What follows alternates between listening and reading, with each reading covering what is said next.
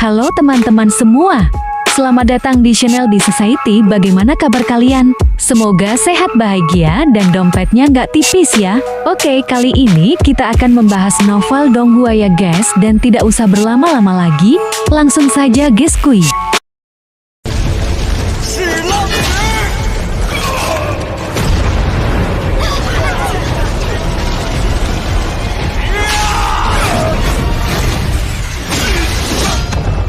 Keesokan harinya, Kinmu bangun dan datang ke halaman. Desa kecil yang ditinggalkan kemarin telah berubah menjadi sebidang tanah kosong, tanpa tanda-tanda rumah lainnya. Hanya setengah dari halaman mereka yang tersisa, dengan lebih dari setengah dinding telah runtuh. Ruang timur sebagian besar telah hilang, sedangkan langit-langit ruang barat telah hilang. Kinmu mencuci dan mulai membuat sarapan dengan wajannya. Hulinger menyesuaikan mekanisme Raja Iblis Dutian dan berlari keluar bersamanya. Saat dia keluar, dia berteriak tanpa henti karena terkejut. Naga Kilin terbangun dengan lesu dan melihat keluar. Dia menguap dan menjelati cakarnya, menggunakannya untuk mencuci muka sebelum bertanya dengan rasa ingin tahu. Di mana kita sekarang? Kemana desa kemarin pergi? Pemimpin sekte, apakah sudah waktunya sarapan? Bisakah Anda menaburkan sedikit jintan pada pil roh api merah saya hari ini? Saya ingin mencoba sesuatu yang berbeda. Kinmu mengambil beberapa jinten dan mengeluarkan setengah ember pil roh api merah, lalu menaburkan jinten tersebut di atasnya. Naga Kilin menundukkan kepalanya untuk melihat makanannya sebelum mengangkat kepalanya dengan ragu. Hanya setengah ember? Kinmu berkata dengan marah, "Kamu sangat gemuk, kamu bahkan tidak bisa berlari sekarang. Setengah ember sudah lebih dari cukup." Naga Kilin berkata, "Tubuhku masih tumbuh.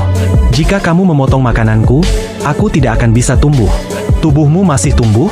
Kinmu meledak dan mencoba mencubit daging di perut Naga Kilin dan menemukan bahwa dia tidak bisa melakukannya sama sekali.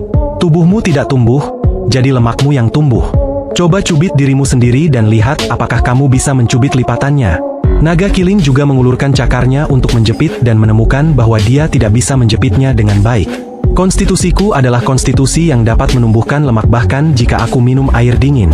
Hulinger berlari mendekat dan berkata dengan marah, "Naga gendut, mulai hari ini kamu harus minum air dingin." Naga Kilin segera melindungi pil roh api merah di depannya dan tersenyum meminta maaf. "Bukankah aku hanya takut akan kelaparan dan ingin makan sedikit lagi? Baiklah, setengah ember saja, tidak kurang atau aku benar-benar akan menjadi kulit dan tulang."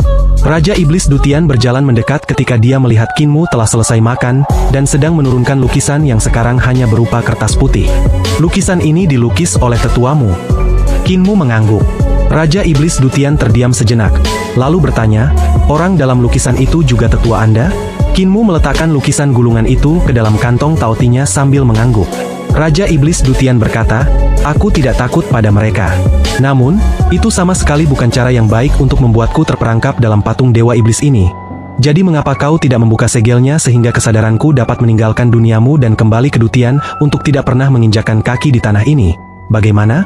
Kinmu tidak mengutarakan pendapatnya dan malah berkata, "Linger, makanlah lebih cepat agar kita bisa melanjutkan perjalanan."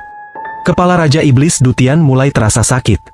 Setelah Hulinger kenyang, Kinmu maju untuk membantu mencuci mangkuk dan peralatan makan, lalu memasukkan kembali mangkuk dan peralatan makan yang sudah dicuci bersih ke dalam kantong tauti. Dia melihat jatah makanan di dalamnya dan berkata, "Cukup untuk kita sampai reruntuhan besar. Tuan Raja Iblis, ayo pergi." Raja Iblis Dutian mengejarnya sambil berkata, "Aku tidak takut pada mereka. Jika tubuh asliku turun, aku tidak akan takut pada siapapun."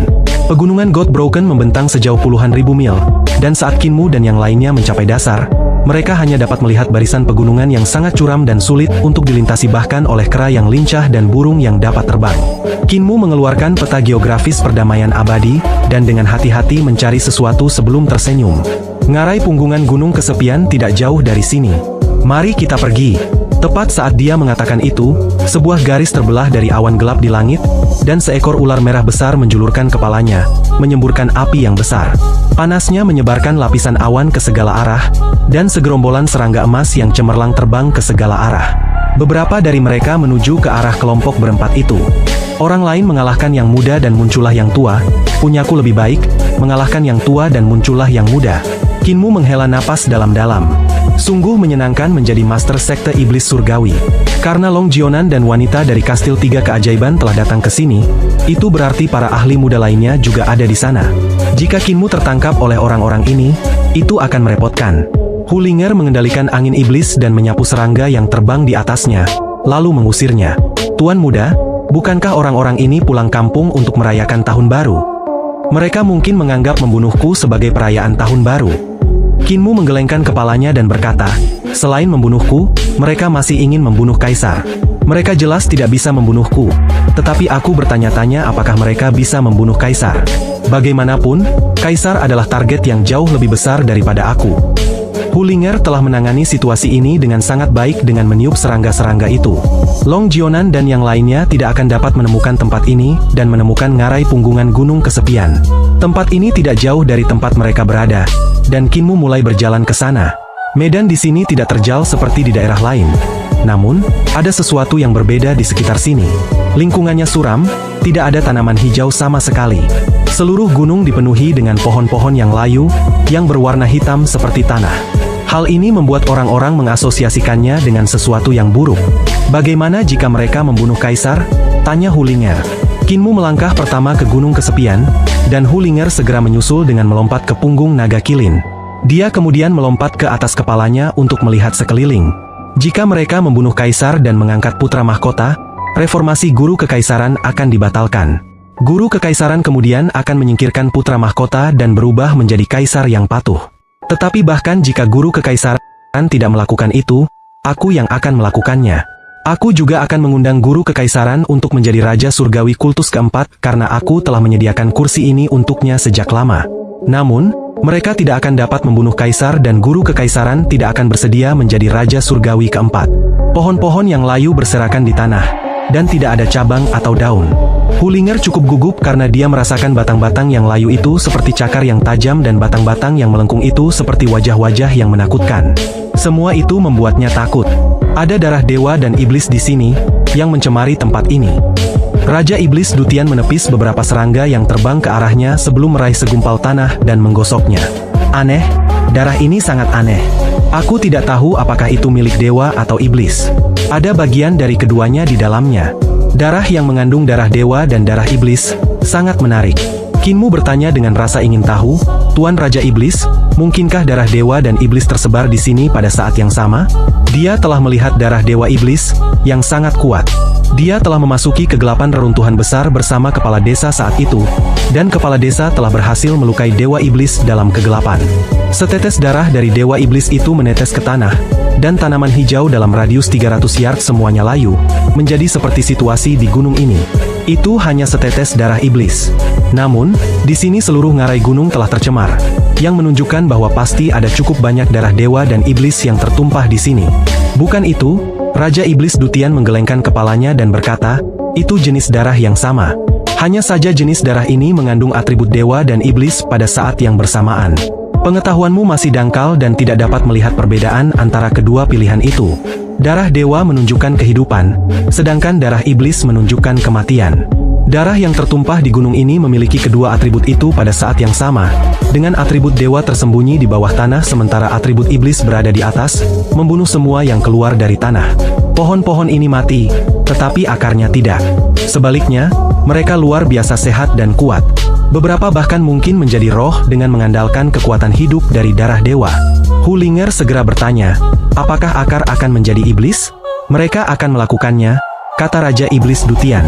Mereka akan menjadi organisme aneh yang menumbuhkan banyak tentakel. Meskipun ngarai punggungan gunung kesepian memiliki nama sebuah ngarai, medannya cukup tinggi. Namun jika dibandingkan dengan pegunungan di sampingnya, medannya jauh lebih rendah. Ngarai hitam ini berkelok-kelok ke atas, dan jalan pegunungannya tidak mudah untuk dilalui. Sekte Iblis Surgawi pasti telah bersusah payah menyelundupkan barang-barang lewat sini. Sesekali, akan ada lempengan batu hitam di jalan yang tingginya sekitar belasan meter. Batu-batu itu berisi tanda-tanda rune, dan Kinmu butuh waktu lama untuk mengenalinya. Itu adalah rune penekan iblis dari sekte suci kita. Linger, jangan sentuh itu, kau akan tersedot ke dalamnya jika kau mengaktifkannya. Hulinger melonjak kaget.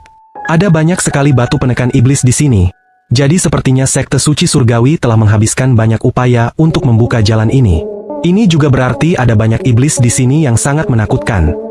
Kinmu menghitung jumlah batu hitam penekan iblis yang ditemuinya di jalan, dan jumlahnya mencapai 46. Ini bahkan belum setengah perjalanan, jadi jika batu-batu itu hanya bisa menekan satu iblis, maka jumlahnya akan menjadi 46 iblis sejauh ini. Namun, tablet batu hitam penindas iblis tingginya belasan meter. Jadi tidak mungkin mereka hanya menekan satu iblis masing-masing. Berdasarkan ukurannya, jumlah iblis yang ditekan di sini seharusnya cukup mengesankan. Mereka tiba di tengah lembah dan melihat sebuah danau di sana. Salju ada di mana-mana di pegunungan, disertai cuaca dingin. Tetapi sebenarnya ada sebuah danau di sini, yang akan membuat orang berdecak lidah karena heran. Ada juga pohon tua yang sudah kering di tepi danau yang menutupi area yang sangat luas. Batu-batu yang tersusun rapat, yang jumlahnya mencapai ratusan buah, mengelilingi pohon dan danau itu sepenuhnya. Kinmu dan yang lainnya terkejut. Dengan begitu banyak tablet batu hitam penekan iblis di sini, mungkinkah ada beberapa ratus iblis yang ditekan di sini? Meskipun Kinmu adalah pemimpin sekte iblis dari sekte iblis surgawi, dia tidak tahu banyak tentang lorong di pegunungan kesepian ini. Dia tidak tahu apa yang pernah ditemui sekte iblis surgawi di sini saat itu. Mungkinkah itu negeri iblis? Namun, mengapa ada begitu banyak prasasti batu di sekitar pohon kuno ini? Sepertinya tidak banyak iblis yang ditekan, tetapi pohon dan danau ini. Tepat saat dia mengatakan ini, dia tiba-tiba mendengar suara minta tolong dari danau. Naga kilin itu tinggi sehingga tatapannya melewati lempengan batu hitam saat dia mengangkat kepalanya. Sambil melirik, dia berkata perlahan, ada seorang wanita sedang mandi di sana. Tolong, tolong, teriaknya lagi. Hulinger segera melompat ke kepala naga kilin dan melihat ke arah danau sebelum berkata dengan marah. Naga gendut, apakah dia sedang mandi? Dia jelas-jelas tenggelam. Dia sedang mandi, kata naga kilin perlahan. Dia tidak mengenakan pakaian, jadi dia sedang mandi. Pernahkah kamu melihat seseorang tenggelam saat telanjang? Telanjang? Raja Iblis Dutian terkejut dan gembira, lalu buru-buru naik ke kepala naga kilin untuk melihat ke arah danau. Memang ada seorang wanita telanjang yang tenggelam di danau, dan dia bisa melihat sosoknya yang menggoda berjuang di dalam air. Dengan semua lekuk tubuhnya, Raja Iblis Dutian melihatnya dan berseru kagum, iblis wanita ini cantik sekali. Buah Jindul, datanglah dan lihatlah. Kinmu tersenyum. Masih ada pengejar di belakang, ayo kita pergi. Setelah mengatakannya, dia melirik sekilas ke celah di antara lempengan batu hitam. Tuan muda adalah pria sejati. Hulinger penuh percaya diri dan memuji. Pejabat di luar, tolong aku, teriak wanita di danau itu dengan sedih. Cepat dorong batu-batu itu dan selamatkan aku akan mengabdikan hidupku padamu. Kinmu dan yang lainnya mengambil jalan memutar di sekitar danau, dan Hulinger berkata dengan keras, iblis, tuan mudaku tidak akan tertipu olehmu. Kau harus tahu bahwa tuan mudaku adalah guru sekte suci dari sekte orang suci surgawi. Tiba-tiba, wanita itu terdiam, dan sebuah suara menyeramkan terdengar. Pemimpin sekte suci surgawi? Tiba-tiba, air di danau yang dikelilingi oleh lempengan batu hitam meluap ke langit saat akar hitam pekat yang tak terhitung jumlahnya muncul seperti tentakel. Di ujung setiap tentakel terdapat seorang wanita telanjang di masa mudanya. Mereka semua menatap Kinmu, dan jeritan yang menusuk telinga yang tak terhitung jumlahnya terdengar di udara. Sekte suci surgawi adalah orang yang menekanku di sini. Mereka menggunakan lempengan batu hitam ini untuk menekan tubuhku, menekan kakiku dan tanganku. Di gunung kesepian, prasasti batu hitam bergetar ketika sebuah tubuh besar berjuang di bawahnya, mencoba menghancurkan segelnya. Kinmu terlonjak kaget. Dia telah melihat begitu banyak prasasti batu hitam dan mengira prasasti-prasasti itu dapat menekan banyak sekali iblis, bahkan mungkin seluruh negeri. Dia tidak pernah menyangka bahwa semua prasasti batu itu dapat menekan satu iblis besar.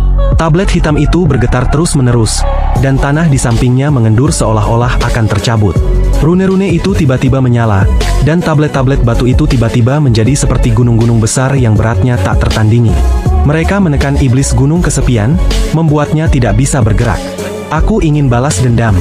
Di langit di atas danau, wajah para wanita yang tak terhitung jumlahnya berubah dan berteriak dengan sedih, aku ingin membunuh setiap orang di sekte orang suci surgawimu. Batu-batu hitam di sekeliling danau menyala, dan cahaya dari rune menyinari pohon kuno itu.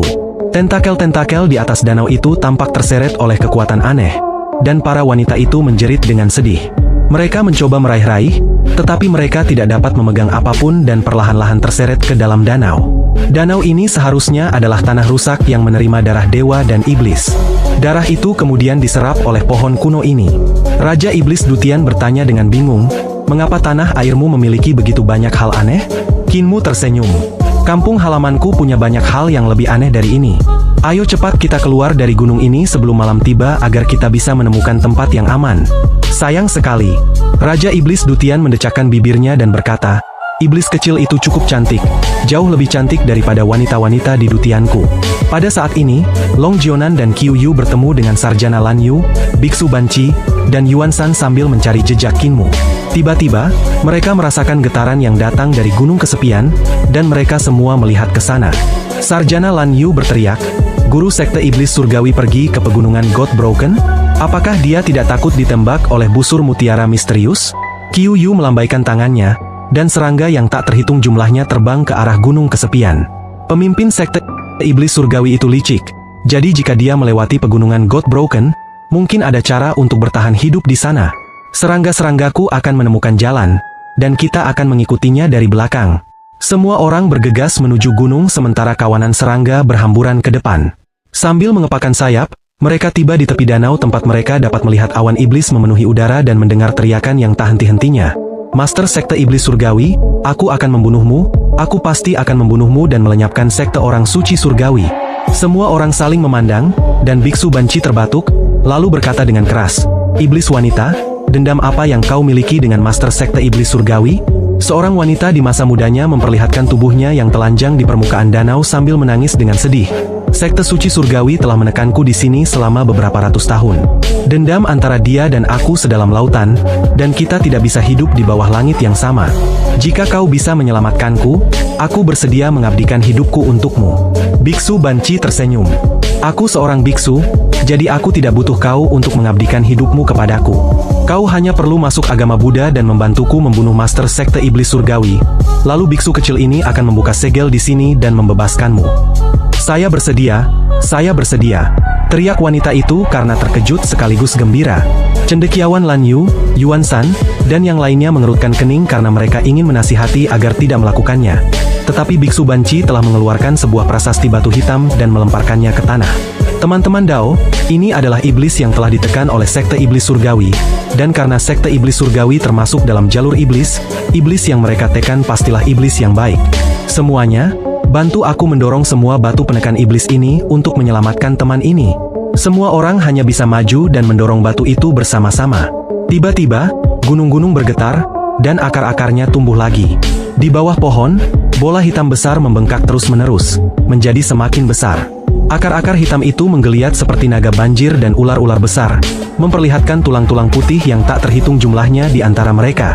Biksu Banci melihat tulang-tulang putih terkubur di bawahnya, dan merasakan hawa dingin menusuk tulang. Tiba-tiba dia berpikir bahwa iblis yang ditekan oleh Sekte Iblis Surgawi ini, mungkin bukan teman yang seiman. Sebaliknya, bisa jadi itu adalah eksistensi yang bahkan lebih jahat daripada Sekte Iblis Surgawi. Cepat lari, teriak Long Jionan. Semua orang bergegas berlari ke arah reruntuhan besar. Aku bebas, aku akhirnya bebas. Tangisan sedih yang tak terhitung jumlahnya terdengar di belakang mereka saat lempengan batu hitam bergetar sebelum jatuh ke tanah. Tentakel tebal keluar dari tanah, melambai tanpa henti. Di ujung setiap akar ada seorang wanita cantik yang tersenyum. Pemujaan orang suci surgawi berkata aku telah memakan terlalu banyak manusia. Jadi mereka menekanku di sini. Terima kasih, biksu kecil. Akhirnya aku bisa memakan manusia lagi. Kulit kepala biksu Banci menjadi mati rasa. Mereka melihat medan bergetar hebat saat mereka berlari dan batu-batu yang tak terhitung jumlahnya beterbangan ke segala arah. Di antara bebatuan, tentakel hitam pekat keluar, yang merupakan akar dari iblis akar gunung kesepian. Sekte Iblis Surgawi telah menggunakan tablet batu hitam penekan iblis untuk menekan akarnya sementara banyak tablet batu hitam di sekitar danau dan pohon kuno digunakan untuk menekan kepalanya. Kini setelah batu hitam yang menekan kepala itu didorong ke bawah oleh Biksu Banci dan yang lainnya, iblis akar itu sekali lagi dapat menggunakan kekuatannya yang dapat dikatakan sangat mengerikan, menyebabkan pegunungan bergetar tiada henti. Dia menggunakan kekuatannya, dan prasasti batu hitam yang menekan akar-akarnya beterbangan satu demi satu, hancur berkeping-keping di bawah kekuatannya yang mengerikan. Bagaimana mungkin iblis akar biasa memiliki kekuatan seperti itu? Teriak Biksu Banci. Apakah iblis pohon ini sengaja ditempatkan di sini oleh Sekte Iblis Surgawi untuk menyakiti orang? Tiba-tiba, akar-akar tebal menjulur ke arah mereka, dan di depan masing-masing akar tergantung seorang wanita cantik. Mencoba pergi, kalian menyelamatkanku, dan aku belum membalas budi kalian. Mengapa kalian semua tidak tinggal dan menjadi satu denganku? Qiu Yu melambaikan lengan bajunya, dan serangga yang tak terhitung jumlahnya terbang ke arah akar. Serangga-serangga ini tumbuh lebih besar tertiup angin dan menjadi 3 meter panjangnya saat mereka menerkam untuk menggerogoti akar. Namun, gigi tajam serangga-serangga ini hancur berkeping-keping, tidak dapat menggigit. Qiuyu terlonjak kaget saat melihat akar-akar kecil, yang kemudian menusuk serangga berbisa, tumbuh dari pusar para wanita yang tergantung di akar-akar itu. Dalam sekejap, hanya cangkang serangga berbisa yang tersisa, sementara daging di dalamnya telah lenyap. Serangga berbisa yang aku pelihara bahkan dapat menggigit senjata roh. Namun akar ini lebih kuat dari itu, teriak Qiuyu. Sebuah akar muncul dari belakang mereka, dan Yuan Shan melompat sambil memegang peluru pedang di atas kepalanya. Dia menusuk dan menembus seorang wanita sebelum memutar pedangnya untuk memenggal kepalanya. Kepala wanita itu jatuh ke tanah dan langsung layu, berubah menjadi arang hitam yang berbentuk seperti kepala. Sementara itu, wanita tanpa kepala di akar itu menumbuhkan kepala lainnya. Yuan Shan tercengang dan ingin mengiris akar itu, hingga terpisah ketika akar lainnya menusuknya bagai kilat. Ia buru-buru mengeksekusi peluru pedangnya, ingin memutuskan akar yang ada di punggungnya, tetapi tubuhnya tiba-tiba mengerut. Dagingnya lenyap dalam sekejap, jadi hanya kulitnya yang tersisa. Orang-orang lain awalnya ingin menyelamatkannya, tetapi ketika mereka melihat apa yang terjadi, mereka segera bergegas keluar dari ngarai. Di belakang mereka, ada tentakel berwarna hitam yang tak terhitung jumlahnya melambai dan menusuk kedua gunung di sisi mereka, menarik tubuh asli keluar dari tanah. Tubuh sejati itu adalah raksasa yang seperti bola benang dengan akar yang tak terhitung jumlahnya tergantung ke bawah. Pergerakan raksasa ini terlalu hebat, yang mengaktifkan busur mutiara misterius yang ada di kedua sisi gunung. Busur mutiara misterius mendeteksi kekuatan hidup iblis ini dan menembaknya secara otomatis. Dua lampu panah yang sangat tebal terbang di langit dan mengenai iblis akar gunung sepi yang seperti bola hitam besar. Iblis itu berteriak dengan memilukan seakan-akan ada suara-suara yang tak terhitung banyaknya yang saling tumpang tindih, menyebabkan longsor di sekitar pegunungan. Long Jionan dan yang lainnya hampir terperangkap oleh tentakel tersebut, namun untungnya busur mutiara misterius menimbulkan rasa sakit pada iblis tersebut, sehingga ia menarik kembali tentakelnya, sehingga mereka dapat melarikan diri. Busur mutiara misterius ini bahkan dapat membunuh makhluk surgawi, jadi mereka pasti dapat membunuh iblis ini. Semua orang menghela napas lega, lalu tiba-tiba melihat iblis akar pegunungan kesepian melambaikan tentakelnya untuk menyapu busur mutiara misterius di atas gunung. Dengan suara keras, salah satu dari mereka hancur berkeping-keping, dan lengan perunggu besar berguling dari puncak gunung. Selanjutnya, busur mutiara misterius di gunung lainnya juga hancur. Wajah Long Jionan dan yang lainnya berubah pucat. Mereka segera melompat ke punggung ular merah yang diangkat Long Jionan dan merayap maju dengan panik. Ketika mereka akhirnya lolos dari gunung kesepian, mereka menoleh ke belakang. Akar yang tak terhitung jumlahnya yang seperti ular piton hitam merambat ke arah mereka, dan suara bergulung-gulung yang tumpul terdengar dari ngarai. Jelaslah bahwa iblis akar yang menakutkan itu terlalu berat dan tidak dapat terbang. Ia hanya dapat mengandalkan akarnya untuk memanjat tebing, mendorong dirinya ke depan. Iblis ini terlalu besar, sehingga saat dia bergerak, tubuhnya berulang kali menghantam dua gunung di sampingnya dan mengguncangnya. Kultus iblis surgawi benar-benar berdosa, membesarkan iblis sebesar itu untuk menyakiti orang. Sulit untuk mengatakan apakah Biksu Banci gemetar karena marah atau takut ketika dia berkata dengan marah. Berapa banyak orang yang telah mereka bunuh untuk dapat membesarkan iblis ke tingkat ini? Aku benci bagaimana kemampuanku terlalu lemah untuk menaklukkannya. Semua orang tahu bahwa karena dia merasa bersalah karena melepaskan iblis ini, dia melimpahkan semua kesalahan kepada kultus iblis surgawi. Namun, mereka tidak menegurnya dan berkata satu persatu, untunglah iblis ini telah dipancing oleh kita ke reruntuhan besar dan tidak pergi untuk membunuh orang-orang di kedamaian abadi. Orang-orang di reruntuhan besar semuanya adalah orang-orang terlantar dan penjahat yang tidak punya tempat lain untuk dituju. Iblis yang menciptakan kekacauan di reruntuhan besar ini juga dapat dianggap sebagai penundukan iblis dan pelindung Dao. Ekspresi Biksu Banci melembut, dan dia berkata, guru sekte iblis surgawi pasti sengaja membuat keributan untuk memancing kita ke lembah sehingga dia bisa meminjam kekuatan iblis ini untuk menyakiti kita. Namun, surga membantu yang layak. Jadi kita berhasil melarikan diri dengan selamat, dan dia pasti kecewa bukan? Tepat saat dia berkata demikian, tubuh iblis akar punggung gunung kesepian keluar dari ngarai dan berguling menuruni lereng. Tentakelnya mengepak-ngepak tanpa henti. Semua orang segera terbang ke udara dan cendekiawan Lan Yu berkata dengan sungguh-sungguh, iblis ini tidak bisa terbang jadi semua orang bisa tenang. Pada saat itu, terdengar suara kicauan burung, dan angin kencang menghantam wajah pemuda itu.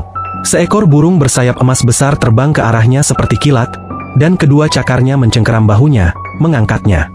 Sarjana Lan Yu merasakan sakit di bahunya. Tulang belikat kiri dan kanannya tertusuk oleh cakar burung itu.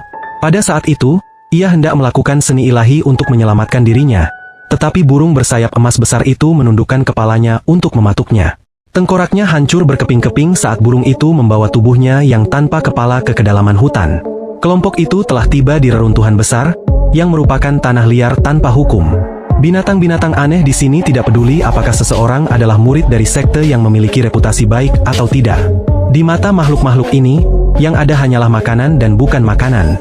Qiuyu berkata dengan panik, "Jangan terbang di langit, cepat mendarat ke tanah."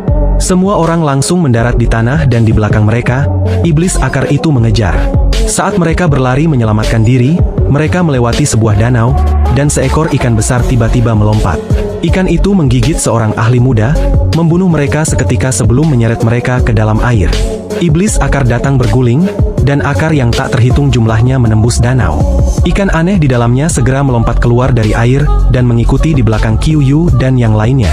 Ikan itu benar-benar berlari seperti sedang terbang dan segera melampaui semua orang, membuat mereka tercengang.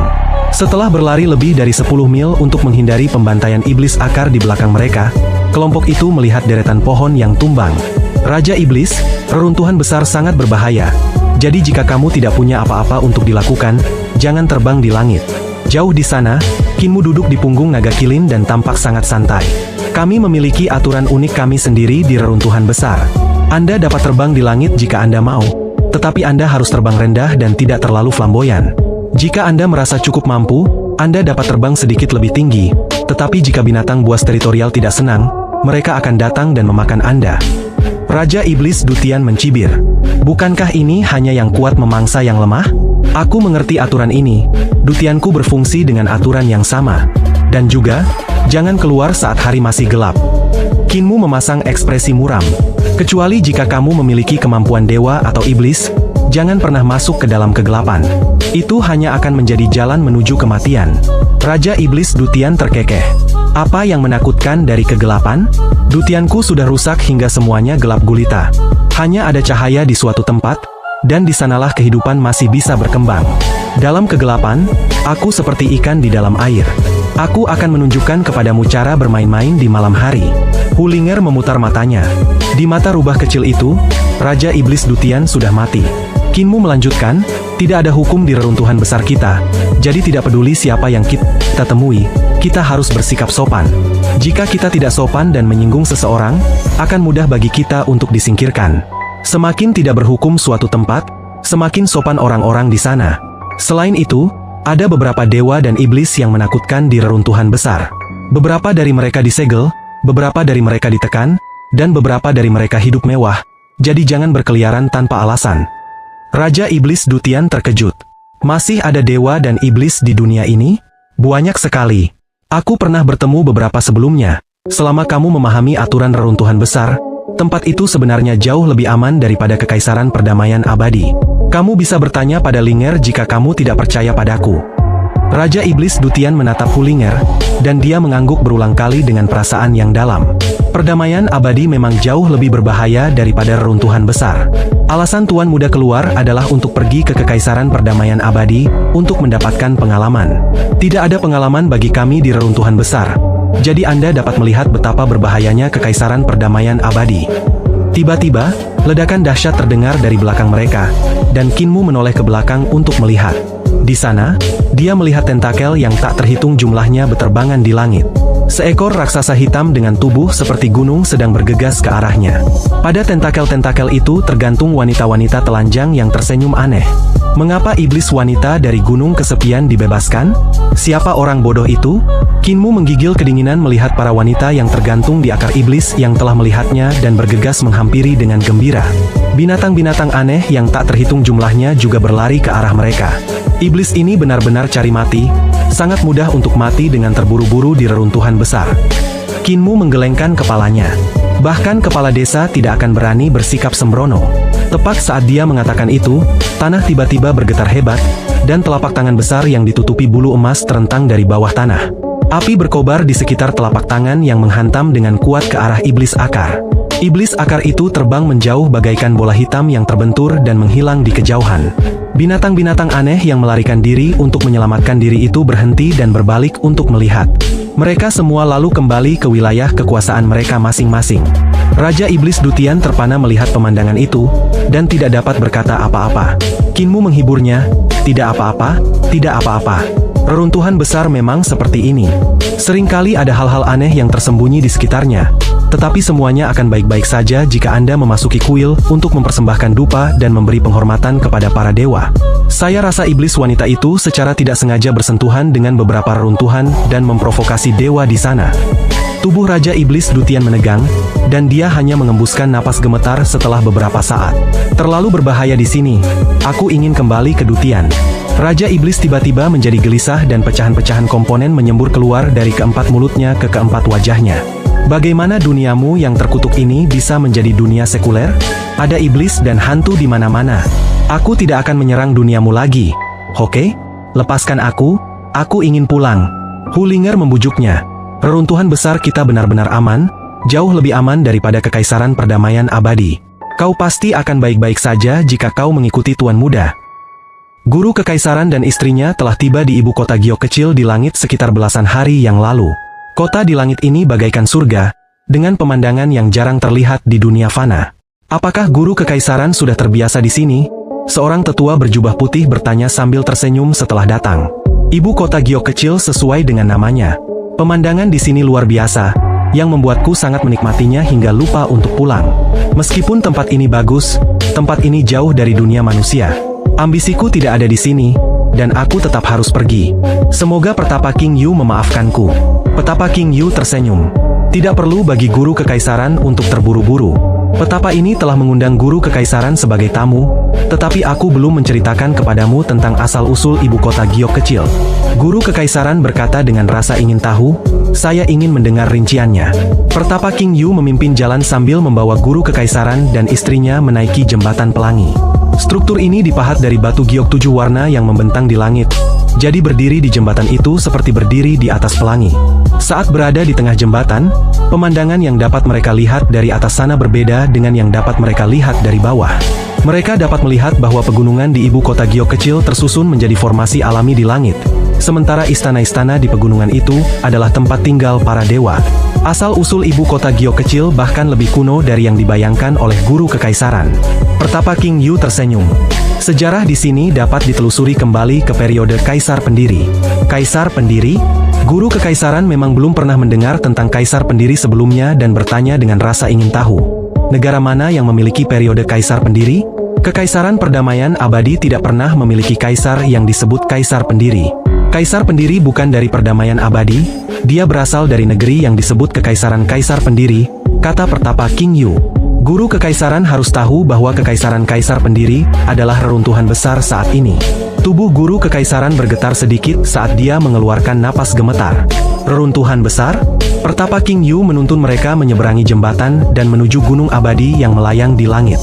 Era Kaisar Pendiri adalah sebutan Taoisme, sedangkan Buddhisme menyebutnya sebagai era kekosongan. Pembentukan, keberadaan, kehancuran, dan kekosongan, jadi era kekosongan adalah yang keempat. Sekarang setelah kedamaian abadi bangkit, kami ibu kota Giok kecil menyebut waktu saat ini sebagai era kedamaian abadi. Selama era Kaisar Pendiri, reruntuhan besar makmur. Kami ibu kota Giok kecil menyebut bencana besar yang memusnahkan tempat itu sebagai bencana Kaisar Pendiri. Sebelum bencana Kaisar Pendiri, ada juga 3 bencana. Tatapan istri guru kekaisaran berkedip. Tetua berkata bahwa saat ini disebut sebagai era perdamaian abadi, jadi jika kekaisaran perdamaian abadi musnah, apakah Anda akan menyebutnya sebagai bencana perdamaian abadi? Nyonya sangat bijak. Petapa King Yu tersenyum dan menunjuk ke kejauhan. Ada gunung Giok yang mengambang di langit, dan beberapa penganut tahu saat ini sedang membangun istana di sana. Istana di sana adalah untuk menyimpan sejarah era perdamaian abadi. Ketika kekaisaran perdamaian abadi musnah, kita dapat merapikan datang dan perginya bencana perdamaian abadi, meninggalkannya sebagai referensi bagi generasi mendatang. Istri guru kekaisaran tidak dapat menahan diri untuk bertanya, "Tetua, tempat seperti apa ibu kota Giok kecil ini? Apakah tempat ini baik atau jahat? Apa niat Anda terhadap kami? Kami telah berada di sini selama beberapa hari, dan tetua telah mengizinkan kami berkeliling sepuasnya. Bukankah sudah waktunya bagi Anda untuk mengatakan niat sebenarnya dari ibu kota Giok kecil?" Kami, ibu kota Gyo kecil, tidak punya maksud apapun. Kami hanya ingin mengamati guru kekaisaran, mengamati reformasi, dan mencatat hal-hal yang kami pikir akan berguna bagi generasi mendatang. Pertapa King Yu tersenyum. Kami menyebut diri kami abadi dan bukan dewa karena kami tidak ingin mengganggu cara kerja dunia. Guru kekaisaran berkata, abadi dan dewa, apa bedanya? Abadi itu manusia, tapi dewa tidak. Guru kekaisaran merenungkannya sejenak, lalu berkata, maksudmu manusia tidak bisa menjadi dewa, hanya abadi? Pertapa King Yu tersenyum. Guru kekaisaran, setelah berkultivasi ke alam jembatan ilahi, apa yang kau lihat saat berdiri di jembatan ilahi? Guru kekaisaran tidak mengatakan sepatah kata pun. Alam jembatan ilahi adalah alam ketujuh setelah menghancurkan dinding harta karun ilahi jembatan ilahi, yang juga merupakan alam tertinggi. Jembatan harta karun ilahi adalah jembatan yang mengarah ke alam dewa. Namun, jembatan itu rusak di dalam diri setiap orang, jadi tidak ada seorang pun yang mampu mencapai sisi seberang. Tidak berbeda dengan guru kekaisaran. Benar kan? Pertapa King Yu melanjutkan, tidak ada bedanya bagi para dewa di ibu kota Gyo kecil. Kami telah melihat harta karun ilahi yang tak terhitung jumlahnya, dan semua jembatan ilahi telah rusak. Tidak dapat mencapai pantai seberang berarti kami tidak dapat menjadi dewa. Sebenarnya, berdasarkan kultivasi kami dapat setara dengan para dewa tetapi alam ini telah rusak. Guru kekaisaran mengangguk. Saya telah menemukan ini bertahun-tahun yang lalu dan pernah merasa tertekan karenanya. Saya telah mencari banyak buku kuno tetapi saya tidak dapat menemukan cara untuk menyelesaikannya. Apakah ibu kota Gyo kecil memiliki catatan tentang jembatan yang rusak yang disambungkan kembali? Kami sudah melakukannya. Pertapa King Yu menuntun mereka ke istana di atas gunung Giok dan berkata, namun, bahkan ibu kota Gyo kecil tidak mampu melakukannya. Karena kami tidak bisa menjadi dewa, kami memutuskan untuk menjadi abadi. Inilah sebabnya kami, yang tua dan tidak berguna, memilih untuk tinggal di ibu kota Gyo kecil. Meskipun kami menyebut diri kami abadi, begitu rentang hidup kami habis, jiwa kami akan kembali ke mata air kuning. Kami tidak dapat melarikan diri dari kematian. Kami hanya mencari kedamaian. Guru kekaisaran, Nyonya, di sini. Guru kekaisaran dan istrinya mengikutinya dan berjalan ke dalam istana. Itu adalah sebuah tempat, tetapi meskipun memiliki sedikit kesan rumah orang-orang abadi, tempat itu sangat dingin dan suram, tidak ada seorang pun yang terlihat. Ibu kota Gyo kecil adalah tempat yang dingin dan suram seperti ini. Pertapa King Yu membawa mereka melewati lorong panjang dan berjalan ke pintu melingkar, menuntun mereka ke bagian dalam istana. Selama periode kaisar pendiri, memang ada sekelompok orang yang telah menyambung jembatan mereka yang rusak. Mereka telah membangun dinasti dewa yang agung yang sekarang telah berubah menjadi debu dan tidak ada lagi. Lokasi dinasti dewa ini adalah reruntuhan besar saat ini. Guru kekaisaran sedikit bersemangat. Ada orang yang menghubungkan jembatan itu? Kalau begitu, apakah mereka menjadi dewa? Pertapa King Yu mengangguk dan tersenyum tipis. Namun, jumlah orang-orang seperti ini sekarang sangat sedikit, dan mereka dikenal sebagai orang-orang yang ditinggalkan oleh para dewa. Guru kekaisaran tercengang. Orang-orang terlantar di reruntuhan besar itu? Bukan, hampir tidak ada seorang pun yang memiliki harta karun jembatan ilahi yang lengkap di antara orang-orang yang terlantar di reruntuhan besar. Para dewa dari ibu kota Gyo kecil kita telah pergi untuk memeriksanya sebelumnya. Pertapa King Yu mendorong pintu dan membawa mereka masuk. Kekaisaran perdamaian abadi telah menerima ramalan sebelumnya. Benar kan? Mereka diperintahkan untuk melarang orang-orang terlantar dari reruntuhan besar keluar dari reruntuhan besar. Sebenarnya, yang diinginkan peramal untuk Anda waspadai bukanlah orang-orang terlantar dari reruntuhan besar, tetapi orang-orang terlantar dari desa bebas yang tinggal di reruntuhan besar. Jembatan ilahi mereka sudah lengkap, dan yang para dewa waspadai adalah mereka. Deretan rak buku berada di hadapan mereka, penuh dengan buku-buku kuno tebal yang berisi sejarah era kaisar pendiri yang dicatat oleh para dewa di ibu kota Giok kecil. Guru kekaisaran hanya perlu membaca semua buku kuno ini sekali, dan kau akan tahu apa yang terjadi selama era kaisar pendiri dan malapetaka kaisar pendiri. Pertapa King Yu membungkuk, memberi hormat karena ia berencana untuk mundur dari perpustakaan ini. Jika guru kekaisaran ingin terus berjalan di jalan yang telah ia tetapkan, aku khawatir sejarah era kaisar pendiri akan menjadi sejarah kekaisaran perdamaian abadi juga. Apapun yang dihadapi era kaisar pendiri, era perdamaian abadi juga akan menghadapinya. Guru kekaisaran mengembalikan busurnya dan bertanya, pengembara Zen dari ibu kota Giok kecilmu telah meninggal di tanganku, jadi mengapa saudara Dao masih mengizinkanku datang ke sini? Ibu kota Giok kecil kita tidak ikut campur dalam urusan duniawi dan hanya mencatatnya. Begitu pengembara Zen meninggalkan gunung, dia bukan lagi makhluk abadi di ibu kota Giok kecil. Kehidupan dan kematiannya tidak lagi berhubungan dengan kami. Pertapa King Yu berkata sambil berjalan keluar. Kalian berdua, suami istri, adalah orang-orang abadi di ibu kota Gio kecil kami saat kalian berada di sini. Tetapi saat kalian pergi, kalian tidak akan lagi berhubungan dengan kami. Seorang Santo muncul setiap 500 tahun, dan kami ibu kota Gio kecil tertarik untuk mengamati Santo dari dinasti saat ini, untuk melihat apakah dia dapat melakukan apa yang tidak dapat dilakukan oleh para Santo di masa lalu. Aturan yang aneh. Mata istri guru kekaisaran beralih dan mendarat pada gulungan kuno. Suamiku, ada beberapa masalah dengan asal-usul ibu kota Gio kecil. Kurasa mereka adalah keturunan dari kaisar pendiri. Itu mungkin saja. Guru kekaisaran duduk dan mengambil sebuah buku. Mereka tidak punya niat jahat, jadi tidak perlu menebak tujuan mereka. Aku ingin melihat sejarah kaisar pendiri karena masa kini adalah cerminan masa lalu. Di lokasi lain di reruntuhan besar, ada iblis yang sedang berbicara. Aku hanya ingin menemukan dunia yang rendah untuk dihuni oleh orang-orangku, untuk menemukan tempat bagi mereka untuk hidup dan berkembang biak. Aku tidak ingin berperang di duniamu. Raja Iblis Dutian menatap kosong saat dia bergumam. Dutian, kita sudah diambang kematian, jadi jika kita bertarung dengan kalian, kita benar-benar akan punah. Aku harus bertanggung jawab atas rasku. Biarkan aku kembali, aku harus menemukan dunia rendah lainnya. Biarkan aku kembali. Hulinger menatap Kinmu dan bertanya dengan suara rendah.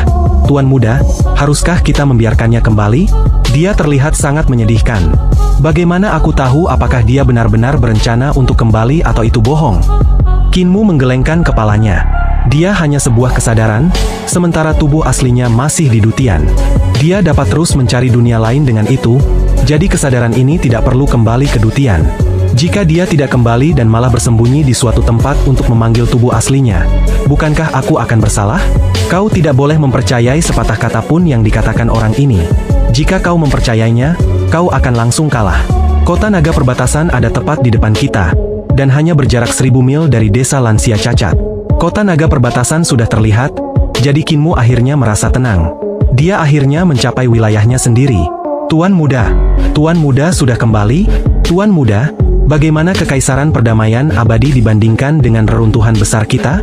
Kinmu membawa naga kilin ke kota naga perbatasan, dan banyak pemilik toko di jalan melambaikan tangan kepadanya. Dia tersenyum dan membalas sapaan mereka. Kekaisaran perdamaian abadi jauh lebih kacau daripada reruntuhan besar kita. Pemberontakan terjadi setiap hari, dan perang terus-menerus terjadi. Itu bukan tempat yang baik. Benar sekali, ada banyak imigran yang melarikan diri ke reruntuhan besar. Mereka semua mengatakan bahwa mereka melarikan diri dari perang dan bencana. Baguslah tuan muda sudah kembali. Bagaimanapun juga, rumah adalah tempat yang paling aman. Kinmu datang ke istana penguasa kota dan bertanya, apakah penguasa kota sudah kembali? Tuan kota baru saja kembali beberapa hari lalu sebelum pergi lagi. Apakah tuan muda ingin tinggal? Adik kecil akan pergi dan menyiapkan jamuan makan untuk mengadakan resepsi penyambutan. Tidak perlu, tahun baru sudah dekat, aku harus kembali ke desa dulu. Kota naga perbatasan adalah miliknya dan Nenek Si sejak dulu karena sebagian besar orang di sini adalah orang-orang dari sekte iblis surgawi. Satu-satunya perbedaan dari luar adalah bahwa para pengikut sekte iblis surgawi di luar menyebut Kinmu sebagai guru suci pemimpin sekte, sementara para pengikut di kota naga perbatasan menyebutnya sebagai tuan muda. Pemilik kota ini adalah Nenek Si, dan Kinmu adalah anak yang dibesarkannya. Jadi wajar saja jika dia dipanggil tuan muda. Kinmu melanjutkan perjalanan pulang. Jarak 1000 mil sangatlah pendek, dan dengan kekuatan kaki naga kilin, mereka dapat mencapai desa lansia cacat dalam waktu setengah hari. Naga kilin melangkah di permukaan sungai dan bergerak ke hulu. Sinar matahari musim dingin memberikan kehangatan saat bersinar ke bawah, dan tidak sedingin di kekaisaran perdamaian abadi. Kinmu teringat bagaimana ia memecah gelombang es dengan Sian Kinger tahun lalu. Saat itu, ia melihat Sian Kinger mengasapi ikan dengan penduduk desa. Dengan menaburkan garam pada ikan besar yang tergantung di bawah pohon di tepi sungai dan menggunakan kayu bakar basah untuk mengasapinya, rasa asapnya akan meresap ke dalam daging. Penduduk desa ini telah menangkap banyak ikan besar yang tingginya melebihi manusia, dan ikan-ikan itu tergantung di pohon. Daging ikan-ikan ini berwarna cerah dan berkilau.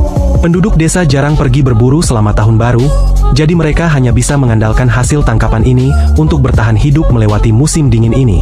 Kinmu menghentikan naga kilin, dan gadis kecil dengan 3 kepang itu mengedipkan matanya yang cerah dan cantik ke arahnya. Yang menggembalakan sapi, kau pulang dengan gembira? Apakah di luar menyenangkan? Kinmu tersenyum. Tidak apa-apa, aku dikejar orang kemanapun aku pergi.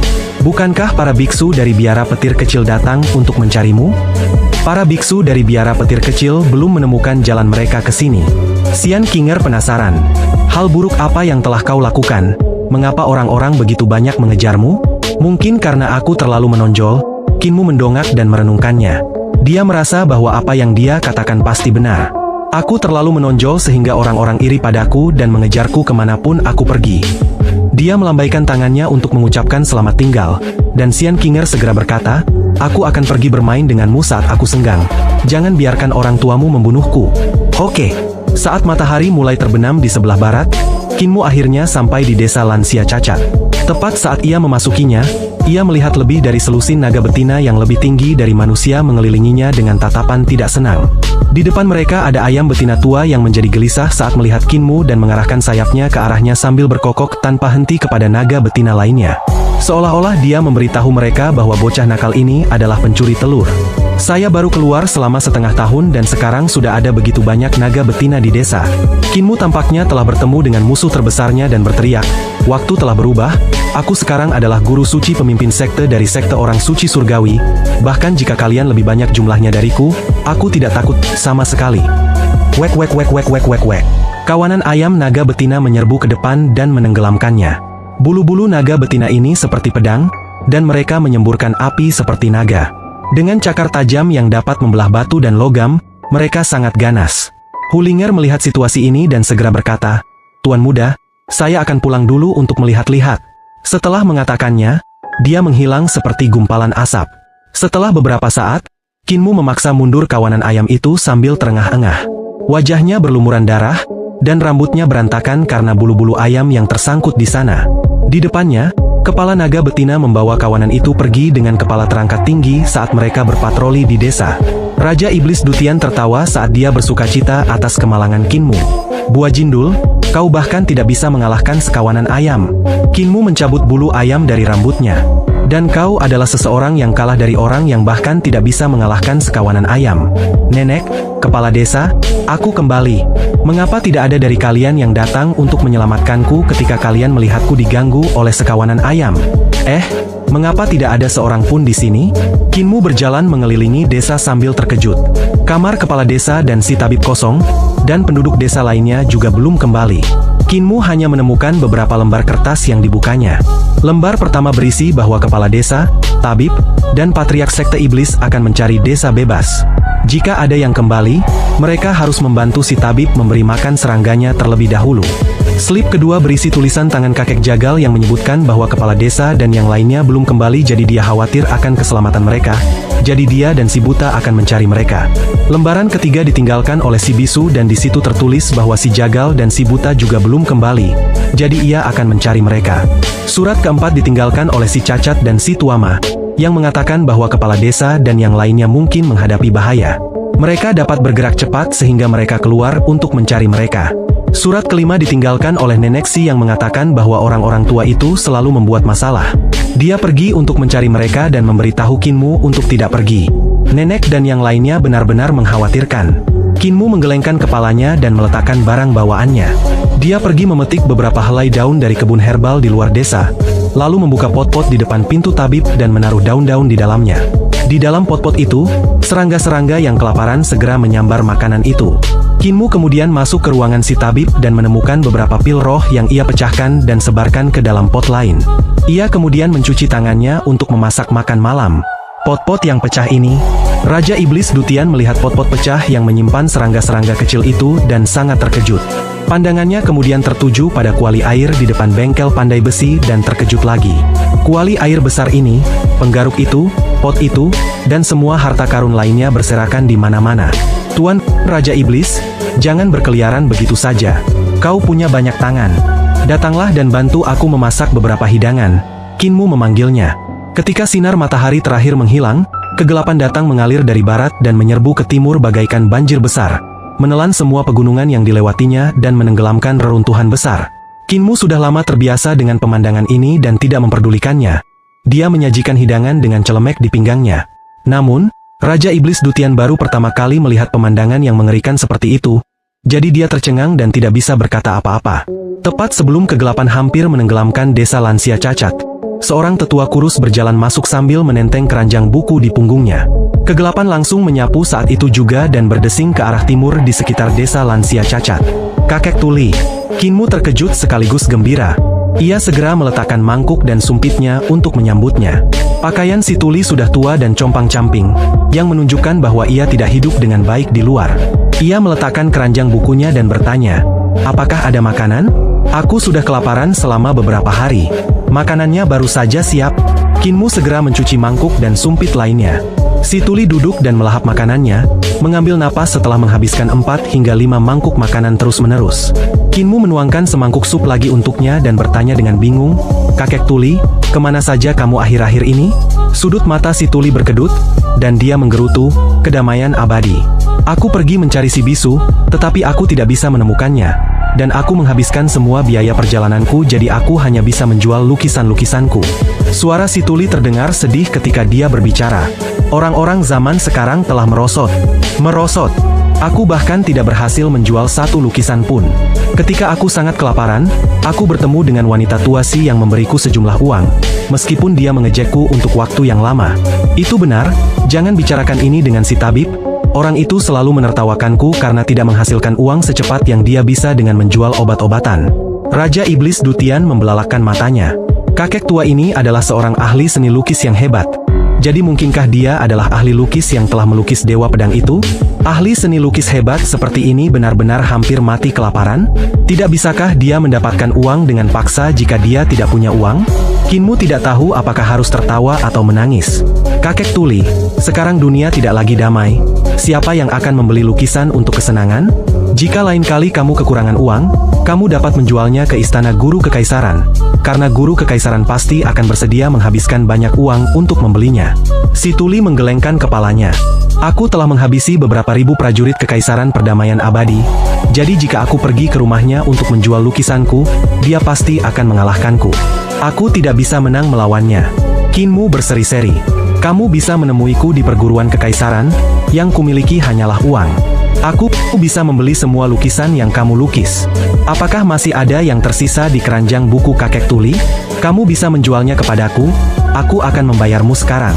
"Aku sudah membakar semuanya," kata Tuli dengan acuh tak acuh. "Mana yang lainnya? Apakah mereka belum kembali? Lukisannya dibakar?" Kinmu merasa sakit hati. Jika guru kekaisaran ada di sini, dia pasti akan memuntahkan 3 liter darah. Dia mengeluarkan kertas-kertas yang ditinggalkan tabib dan yang lainnya, dan si Tuli membacanya sebelum berkata, "Tulisan tangan mereka benar-benar jelek.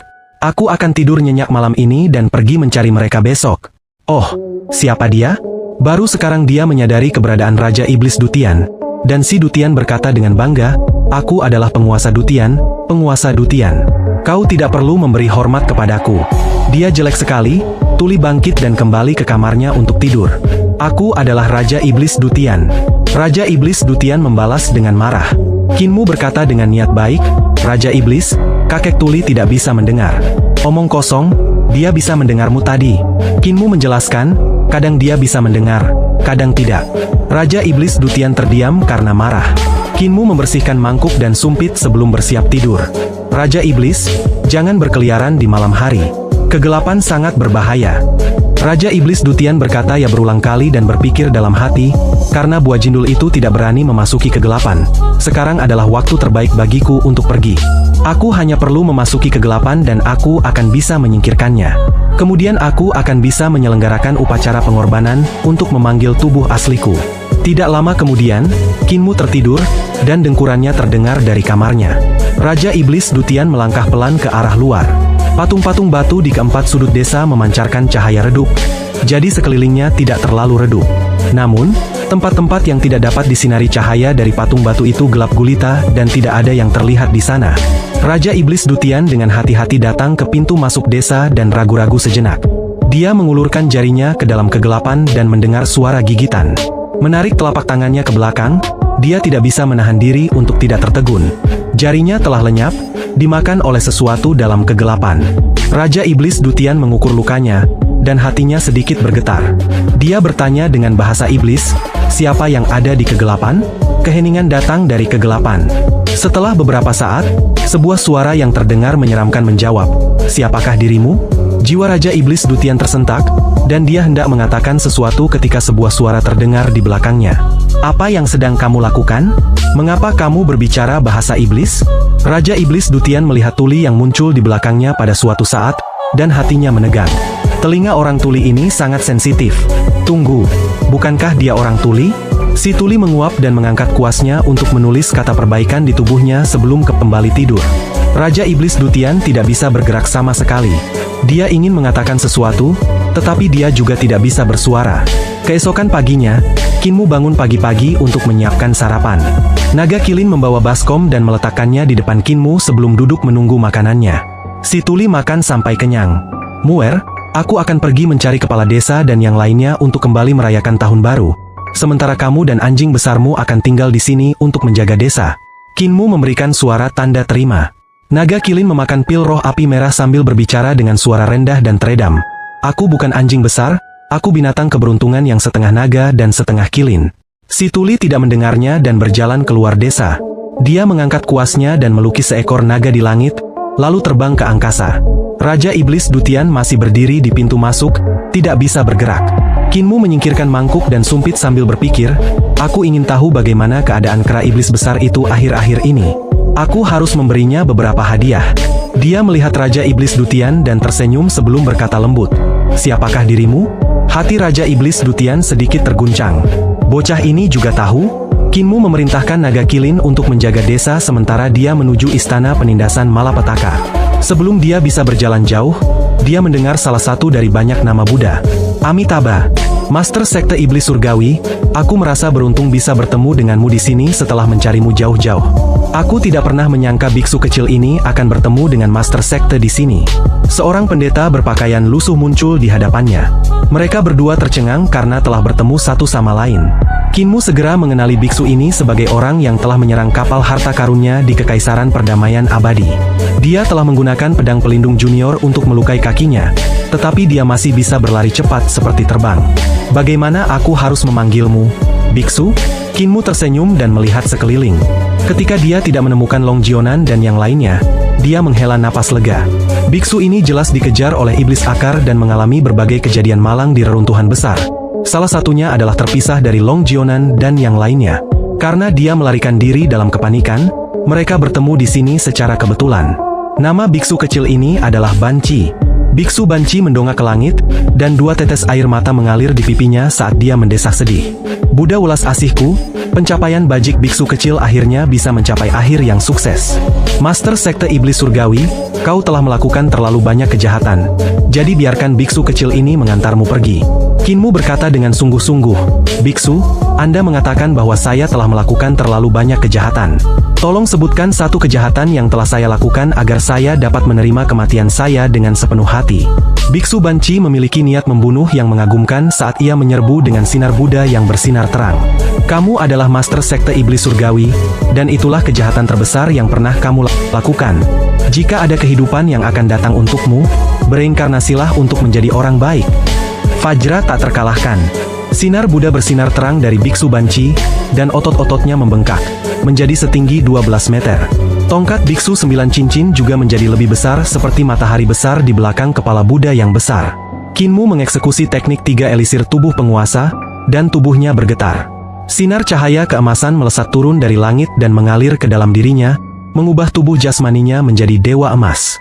Cakar harimau, bulu, dan kepala tumbuh dari tubuhnya sementara dia menginjak naga kembar dan memegang kapak perang perunggu yang terbentuk dari ki emas, yang seperti kapak besar. Seekor ular emas tergantung di telinga kiri Kinmu dan mendesis sambil menyerap dan memancarkan ki emas.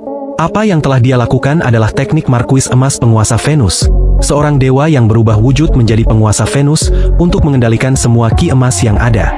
Benar-benar mantra iblis. Biksu Banci melihat tubuhnya berubah dan mencibir. 9 cincin tongkat biksunya menari-nari tertiup angin dan membengkak sebelum menghantam tiba-tiba seperti palu besar dengan 9 cincin emas. Saat kapak perang perunggu Kinmu beradu dengan tongkat biksu bercincin 9, kekuatan mengerikan meledak dari keduanya. Kinmu berulang kali bergerak mundur karena getaran itu, dan naga kembar di bawah kakinya terbang keluar untuk memanjat tubuh Biksu Banci, melilit kakinya. Pada saat yang sama, cincin emas dari tongkat biksu bercincin 9 terbang keluar satu demi satu dan mengenai kepala Kinmu, menyebabkan percikan api beterbangan ke segala arah. Kinmu akhirnya jatuh terguling jauh. Bagaimanapun juga, Biksu Banci berasal dari alam 6 arah, dan dia adalah seorang praktisi seni dewa dengan banyak trik tersembunyi. Dengan sekali hentakan, kedua naga emas itu hancur berkeping-keping. Begitu dia meraih tongkat biksunya dan melompat kembali ke udara, 9 cincin emas itu kembali mengenai tongkat biksunya saat dia berada di udara. Biksu Banci menghantamkan tongkat biksunya ke arah Kinmu. Kakinya menginjak tanah, tetapi dia tidak dapat menahan diri untuk tidak meluncur mundur, membuat lubang yang dalam di tanah. Kapak perang perunggu di tangannya juga hancur berkeping-keping. Biksu Banci berlari dengan kecepatan yang sangat tinggi dan berada di depannya dalam beberapa langkah. Tongkat biksunya bergerak maju, dan ledakan keras lainnya terdengar saat dia menghantam Kinmu berulang kali, hingga yang lain tidak bisa berdiri tegak dan terlempar mundur. Tongkat biksu itu bersenandung sementara 9 cincin emas berdenting saat menghantam dada Kinmu, melemparkannya ratusan meter jauhnya dan menghancurkan sebagian hutan. Biksu Banci terbang ke langit dan mulai melantunkan mantra sambil memukul Kinmu dengan telapak tangannya. Tanah bergetar, dan pepohonan tumbang, memperlihatkan jejak telapak tangan seukuran 3 ar terukir dalam di tanah. Sementara itu, penampakan gunung Meru muncul di atas jejak telapak tangan ini, dengan simbol-simbol teks Buddha yang tak terhitung jumlahnya berputar-putar di atasnya. Iblis dari jalan setan akhirnya dieksekusi, berkat prestasi bajik dari biksu kecil ini. Biksu Banci mendarat di tanah sambil memegang tongkat biksu dengan satu tangan sementara tangan lainnya berada di depan dadanya. Berdiri di luar jejak tangan itu, ia memberi penghormatan. Biksu kecil bukanlah orang yang gemar membunuh dan menunjukkan cara yang begitu cepat hari ini, hanya untuk menyingkirkan kejahatan dari dunia ini. Tidak ada pilihan lain. Biksu kecil akan membacakan satu paragraf dari kitab suci kelahiran kembali di tanah suci, mengirim jiwa terkutuk dari pemimpin sekte ke surga, untuk tidak melakukan kejahatan lagi. Tepat saat dia hendak melantunkan kitab suci, dia merasakan rambutnya berdiri tegak dan langsung melompat menjauh. Tanah terbelah, dan paku-paku ki emas muncul dari tanah, dengan panik menusuk ke udara. Tongkat biksu Banci hancur berkeping-keping, dan 9 cincin itu menyapu ke segala arah, menghancurkan paku-paku ki emas.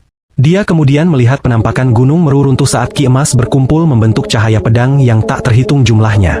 Mereka kemudian berkumpul menjadi satu yang panjangnya puluhan meter dan menusuk dada biksu Banci. Biksu itu merasakan sakit ketika dadanya ditusuk oleh cahaya pedang itu. Tiba-tiba dia berteriak keras, dan suara Buddha keluar dari tasbih di lehernya.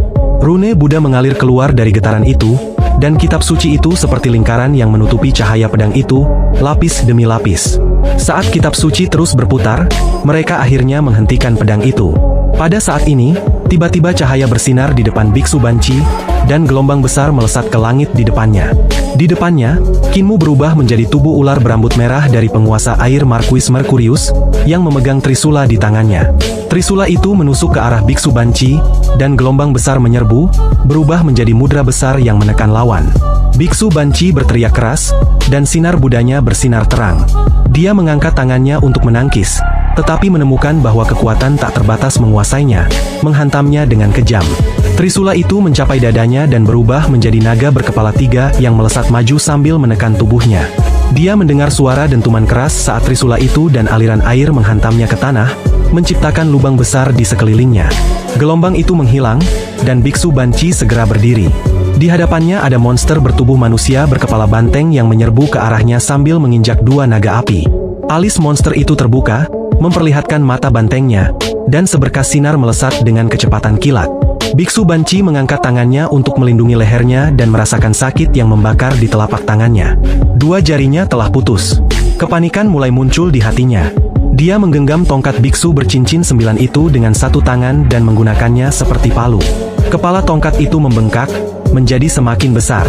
Tongkat itu kemudian seperti puncak gunung yang menghantam ke depan, sementara tangannya yang lain membuat mudra yang menghantam ke depan.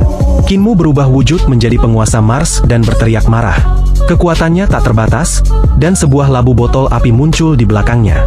Ketika ia memeluk labu botol api ini, api sejati yang berkobar menyembur keluar dari dalamnya, dan api itu membakar tongkat biksu bercincin 9 itu hingga merah membara. Emas cair terus-menerus keluar darinya. Biksu Banci tercengang. Tongkat biksu bercincin 9 adalah senjata spiritual yang telah disempurnakannya dengan susah payah, dan yang telah mendapatkan berkah dari Buddha. Namun, tongkat itu tidak dapat menahan api sejati dari labu botol ini, dan jika tongkat itu meleleh, dia akan kehilangan senjata utamanya. Akan tetapi, sekarang bukan saatnya untuk memikirkannya. Dia hanya bisa mengambil risiko senjata rohnya hancur dan bersiap untuk menghancurkan Kinmu sampai mati. Labu api meledak karena serangan itu, dan dua naga api di bawah kaki Kinmu juga hancur berkeping-keping. Biksu Banci segera menindaklanjuti dengan gunung merumudra, dan tubuh Kinmu tiba-tiba bergetar. Sinar cahaya hijau melesat turun dari langit, dan dia berubah menjadi bentuk markuis kayu penguasa Jupiter, yang memiliki kepala manusia, tubuh burung, dan kaki burung.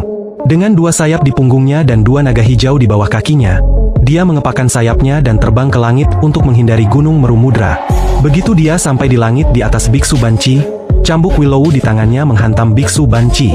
Saat biksu itu mengangkat tangannya untuk bertahan dari cambuk itu, dia merasa ada yang tidak beres.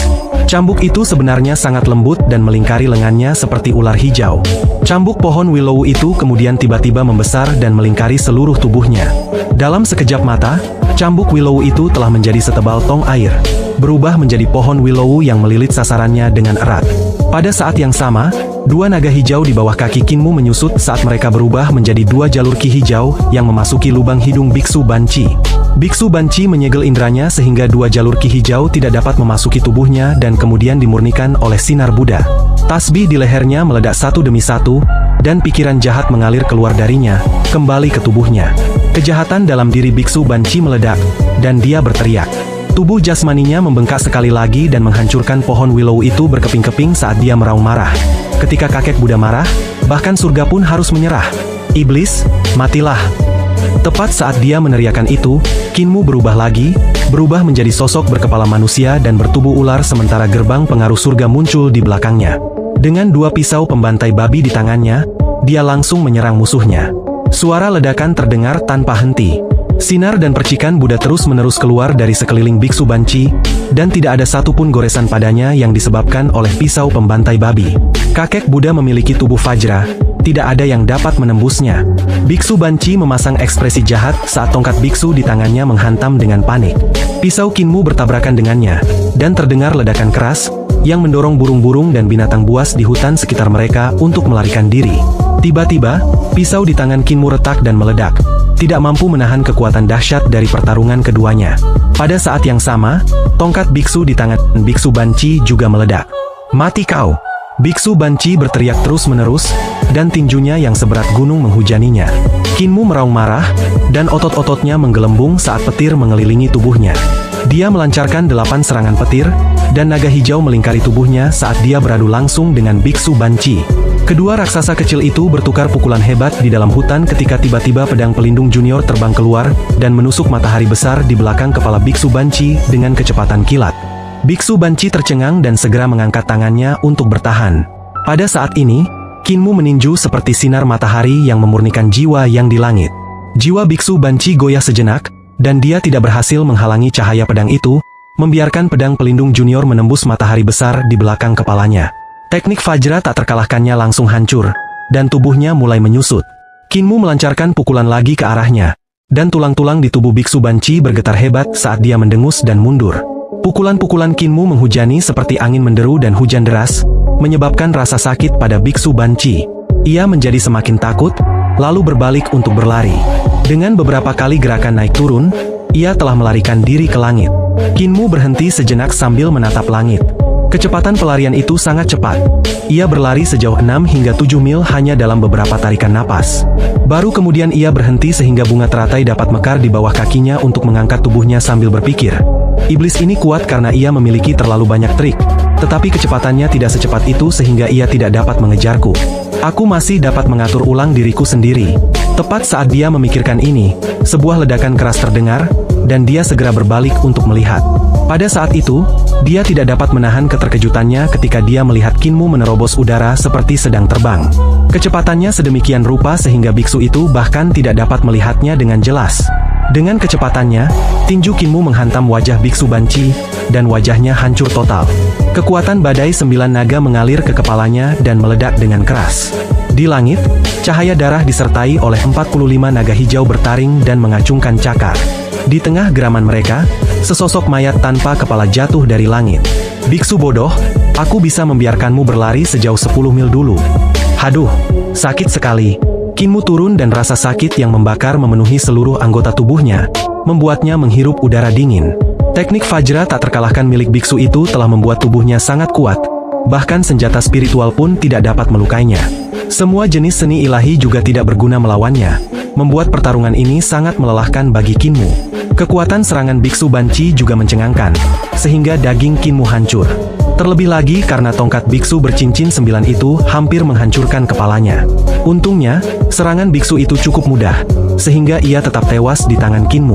Praktisi seni ilahi dari alam 6 arah cukup kuat, aku tidak bisa meremehkan mereka. Kinmu menyentuh benjolan di kepalanya dan menghirup udara dingin. Dia menggunakan teknik 3 elisir tubuh penguasa untuk mengalirkan darah dan kinya agar darahnya tidak menggumpal. 2 tulang rusuknya patah, dan daging di punggungnya berlumuran darah. Luka-luka ini mungkin berasal dari saat biksu banci menghantamkan mudra gunung Meru padanya. Teknik 3 elisir tubuh penguasa memiliki efek yang sangat baik dalam menyembuhkan luka, tetapi masih tidak dapat dibandingkan dengan pil roh dan obat ajaib. Untungnya, luka saat ini tidak fatal. Biar aku kembali ke desa dulu untuk menyembuhkan diri sebelum menemui kera iblis. Kinmu menyambungkan kembali tulang rusuk yang patah dan membuang mayat biksu itu. Tidak ada aturan untuk mengubur mayat di reruntuhan besar, karena darah dari mayat akan menarik binatang buas yang akan melahapnya. Paling-paling, hanya tulang-tulangnya saja yang akan tersisa. Sedangkan jika nasib tidak berpihak pada orang yang meninggal, tulang belulang pun mungkin tidak akan tertinggal. Kinmu kembali ke desa dan memetik beberapa tanaman obat dari kebun herbal di luar desa. Ia memurnikan 2 tungku pil obat, yang satu digunakan untuk menyembuhkan luka luar, sedangkan yang lainnya untuk luka dalam. Ia kemudian meminta sedikit air liur naga ke naga kilin untuk menyelaraskan obatnya. Naga kilin menyadari keadaannya yang babak belur dan memberikan ekspresi bingung. Namun, dia tidak menyelidikinya. Naga kilin berjongkok tanpa bergerak di pintu masuk desa dalam posisi berjaga seperti yang dilakukannya di perguruan kekaisaran. Namun, Kinmu merasa bahwa dia mungkin hanya berjaga secara formal. Sebaliknya, dia sebenarnya bermalas-malasan, bahkan tidak mau bergerak. Raja Iblis Dutian juga tetap tidak bergerak. Naga kilin terlalu malas untuk bergerak, sementara dia tetap di tempatnya oleh si tuli. Kinmu pulih dengan tenang. Saat malam tiba, si tuli masih belum balik. Orang-orang lain di desa juga masih pergi. Keesokan harinya, kepala desa dan yang lainnya masih belum kembali. Paru-paru Kinmu masih terasa sakit, jadi dia tidak bisa bernapas dengan normal. Tetapi luka di tulang rusuk dan punggungnya sudah sembuh. Jika seseorang ingin paru-parunya yang terluka sembuh lebih cepat, sebaiknya orang tersebut mengukus dirinya sendiri, sehingga gas obat dapat masuk ke paru-paru. Namun, tidak ada seorang pun yang membantu saya menjaga api. Kinmu menggunakan teknik 3 elisir tubuh penguasa dan berjalan perlahan. Ia menarik dan mengembuskan napas perlahan, agar paru-parunya yang terluka sembuh sedikit lebih cepat. Tiba-tiba, ia memikirkan sebuah pertanyaan, setelah tahun baru, apakah aku akan berusia 15 atau 16 tahun? Usianya selalu menjadi perdebatan di antara orang-orang di desa. Kepala desa dan nenek telah berdebat beberapa kali tentang hal ini tetapi tidak menemukan solusi yang jelas. Nenek si menggendong Kinmu dengan kain jarit selama musim semi, dan saat itu usianya sekitar 2 hingga 3 bulan. Nenek si percaya bahwa Kinmu lahir sebelum tahun baru, sementara kepala desa percaya bahwa Kinmu lahir setelah tahun baru. Jika ia lahir sebelum itu, ia akan berusia 16 tahun. Jika lahir setelah itu, ia akan tetap berusia 15 tahun. Setiap tahun baru, keduanya akan bertengkar mengenai hal ini, dan dia memperkirakan mereka akan bertengkar kali ini juga. Saat sedang memikirkannya, Kinmu mendengar suara dengungan dan mendongak untuk melihat. Dia melihat beberapa serangga berwarna emas terbang dari hutan di luar desa. Dia berkedip, dan serangga emas itu terbang menjauh, menghilang ke dalam hutan. Kemudian lebih banyak serangga keluar dan mengelilingi desa sebelum menghilang kembali ke dalam hutan. Wanita dari Kastil 3 Keajaiban telah tiba. Tatapan mata Kinmu berkedip. Wanita dari Kastil 3 Keajaiban itu jauh lebih kuat daripada biksu banci dan dapat mengendalikan kawanan serangga. Serangga-serangga itu berbisa dan telah disempurnakan olehnya hingga menjadi seperti baja, mampu menggigit senjata-senjata roh dengan kuat. Wanita itu bisa mengendalikan ribuan dari mereka. Dengan jumlah sebanyak itu, Kinmu pasti tidak akan mampu melawan mereka semua jika mereka menyerbunya sekaligus. Daripada membiarkan dia membantai orang hingga masuk ke desa, kenapa aku tidak menyelesaikannya di luar saja? Kinmu melihat sekeliling dan datang ke toko obat si tabib. Dengan hati-hati ia mengeluarkan sebuah pot pecah dengan beberapa kalajengking di dalamnya sambil saling mengayunkan capit mereka. Duri-duri di ekor mereka menjulur ke depan saat mereka berebut pil roh yang diberikan Kinmu sebelumnya. Dia membawa pot yang pecah itu keluar dari desa, dan naga kilin meliriknya sebelum bertanya dengan suara rendah. Ketua sekte, apa yang akan kamu lakukan? Melawannya, kata Kinmu dengan kejam. Bertarung lagi? Kata naga kilin dengan acuh tak acuh. Jangan kembali dengan luka di mana-mana kali ini. Kinmu membawa pot itu ke tepi sungai sementara beberapa serangga terus mengikutinya, bersembunyi di antara semak-semak dan dedaunan. Kinmu berhenti dan menunggu sejenak. Ia melihat banyak serangga tumbuh di sekitarnya saat mereka berbaring di permukaan sungai. Seolah-olah ada lapisan emas yang menutupinya. Serangga-serangga itu memikat ikan-ikan besar di sungai Surging, dan beberapa dari mereka melompat keluar dari air, ingin memakan mangsa yang berkilau itu. Akan tetapi, ketika ikan-ikan besar itu melompat ke udara dan membuka mulut-mulut besar mereka dengan jahat, serangga-serangga itu mulai berkicau dengan aneh dan menjadi sepanjang 3 meter. Mereka kemudian menerkam tubuh-tubuh ikan besar itu dan mulai menggerogotinya. Tak lama kemudian, hanya tulang-tulangnya yang tersisa, yang jatuh kembali ke dalam air. Sudut mata Kinmu berkedut. Monster ikan dari sungai Surging sangat kuat, kekuatan mereka sebanding dengan praktisi seni bela diri dari alam embrio roh dan alam 5 elemen. Namun, di hadapan serangga berbisa yang dibesarkan oleh wanita dari Kastil 3 Keajaiban, mereka tidak dapat menahan satu pukulan pun. Pemimpin Sekte Iblis Surgawi. Sebuah suara datang dari hilir, dan Kinmu melihat ke arah sumbernya. Dia melihat wanita dari Kastil 3 Keajaiban menginjak kawanan serangga berwarna emas yang terbang dari hilir sungai Surging. Dia tidak bisa terbang, tetapi serangga-serangga itu bisa. Mereka mengelilinginya dalam jumlah yang tak terhitung, dan ada juga seekor serangga betina berwarna emas yang ukurannya jauh lebih besar daripada serangga berbisa lainnya. Wanita itu berdiri di punggung serangga betina ini. Kinmu tersenyum manis dan bertanya, bagaimana aku harus memanggil kakak perempuan? Qiuyu berada beberapa ratus meter jauhnya dari Kinmu saat dia menghentikan kawanan serangganya dan bertanya dengan rasa ingin tahu. Pemimpin Sekte Iblis Surgawi memiliki posisi yang sangat penting dan seharusnya menjadi orang yang memegang supremasi di bawah langit. Mengapa kamu begitu sopan kepada musuh-musuhmu, memanggilku kakak perempuan? Kastil 3 Keajaiban memiliki 3 keajaiban: serangga, racun, dan wanita cantik.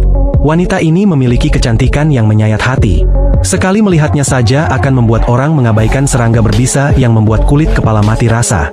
Sebaliknya, hati mereka akan berdebar kencang karena terpesona oleh kecantikannya. Kinmu menggelengkan kepalanya. Begitu aku berada di reruntuhan besar, aku bukan lagi pemimpin sekte dari Sekte Iblis Surgawi dan sekarang menjadi anak dari para tetua di desa. Kakak perempuan ini, jika kau bersedia melepaskan dendammu, aku dapat mengundangmu ke desa untuk merayakan tahun baru. Perayaan di reruntuhan besar kita sebenarnya cukup ramai dengan kebisingan dan kegembiraan.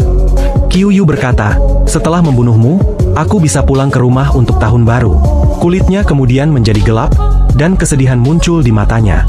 Aku lupa, rumahku tidak ada lagi, itu dihancurkan olehmu dan guru kekaisaran. Rumahku ada di Kastil 3 Keajaiban, guru besarku adalah Tuan Sejati Tian, guruku adalah Tian Youfei. Dalam pertempuran kota Daxiang, Sekte Iblis Surgawi mengangkut pasukan perdamaian abadi ke kota dan membunuh banyak saudara dan saudari seniorku. Guruku menutupi pelarianku hanya untuk mati di tangan jenderal besar yang memahkotai pasukan. Dengan tatapan dingin, dia berkata dengan suara lembut, pemimpin Sekte Iblis Surgawi, saat itu kau sudah menjadi pemimpin Sekte Iblis Surgawi bukan? Untuk dapat memobilisasi begitu banyak ahli Sekte Iblis Surgawi, tidak ada orang lain yang mampu melakukan ini. Kaulah yang memobilisasi para ahli Sekte Iblis Surgawi untuk menghancurkan tujuan besar pasukan sukarelawan kita, untuk menghancurkan Kastil 3 Keajaiban kita. Dengan tatapan yang mengagumkan, dia menambahkan, aku telah kembali ke Kastil 3 Keajaiban secara diam-diam, tetapi kastil itu telah hancur. Anggota keluargaku diperlakukan sebagai pemberontak dan dieksekusi di depan umum. Pemimpin Sekte Iblis Surgawi, apakah menurutmu aku harus membunuhmu? Kinmu menghela napas. Seharusnya begitu. Namun, seharusnya kau tidak memberontak sejak awal.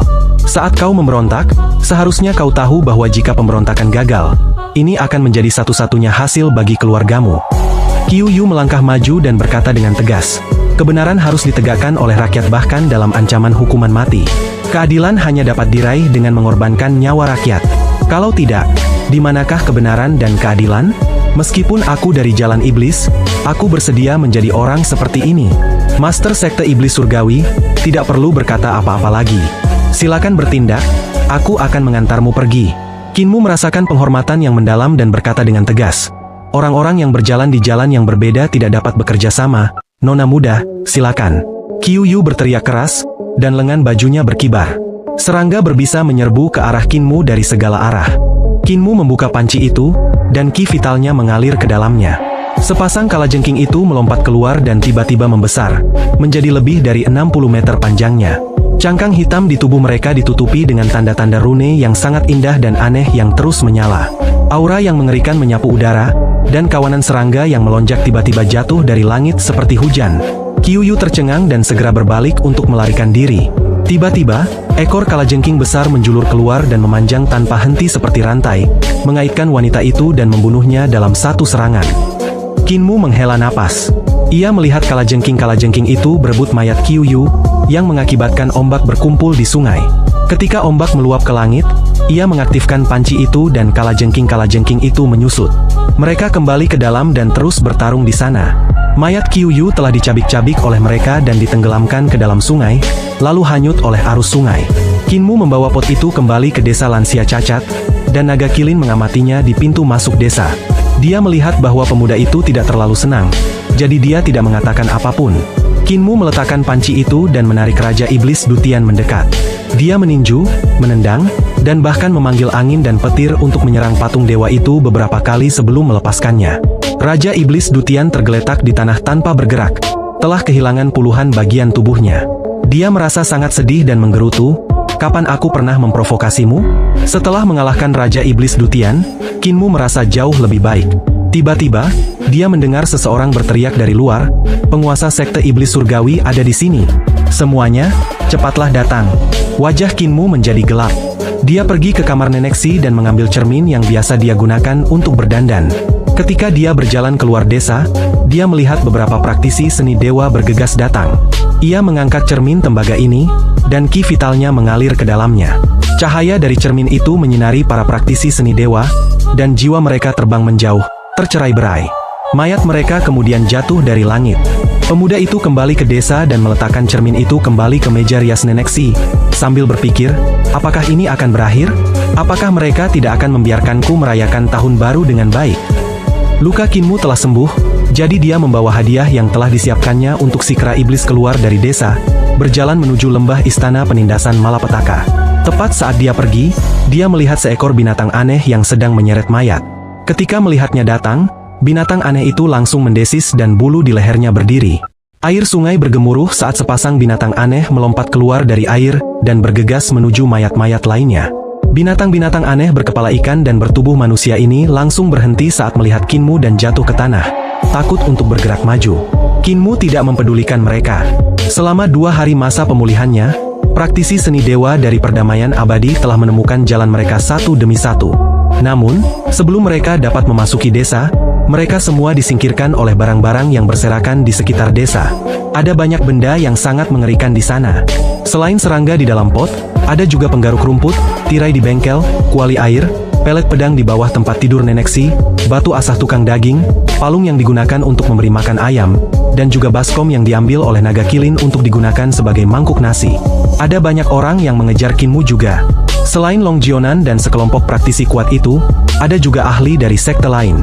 Banyak dari mereka yang menemukan jalan ke sini selama 2 hari masa pemulihan Kinmu. Tidak sulit untuk menemukan desa lansia cacat, karena jika mereka menyusuri sungai, jaraknya hanya 1000 mil dari kota naga perbatasan, yang tidak jauh dari jalur perbatasan perdamaian abadi. Itulah sebabnya jika mereka ingin menemukannya, mereka dapat dengan mudah melakukannya. Kinmu memperkirakan ada sekitar 40 hingga 50 orang yang menemukan tempat ini selama 2 hari terakhir. Tentu saja, mereka semua sudah mati sekarang. Longjionan belum menemukan jalan ke sini. Mungkinkah dia tersesat atau terbunuh dalam perjalanan? Ketika Kinmu berada di desa, dia selalu merasakan tatapan yang menatapnya dari luar desa. Tatapan itu seperti ular berbisa besar yang bersembunyi di sudut-sudut gelap, siap menerkam kapan saja. Dia ada di dekat sini. Berjalan keluar desa kali ini juga untuk memancing Longjionan keluar. Wanita ini sangat membencinya. Hancurnya sekte penunggang naga disebabkan oleh Kinmu seorang diri. Jika bukan karena dia memanggil Raja Iblis Dutian di kota gelombang surga, sekte penunggang naga tidak akan musnah semudah itu. Kinmu datang ke istana penindasan malapetaka dan melihat banyak binatang buas di sana. Namun, kera iblis dan gajah naga tidak ada di antara mereka. Dia melihat sekeliling dan tidak menemukan jejak apapun. Sayangnya, binatang buas di lembah itu tidak tahu cara bercocok tanam atau berbicara, jadi dia tidak bisa bertanya kemana perginya kera iblis itu. Kinmu hanya bisa kembali ke desa lansia cacat. 2 hari berlalu, dan akhirnya dia tidak bisa duduk diam lagi. Sekarang sudah sangat dekat dengan tahun baru, dengan hanya 2-3 hari tersisa, namun Nenek Si, kepala desa, dan yang lainnya masih belum kembali.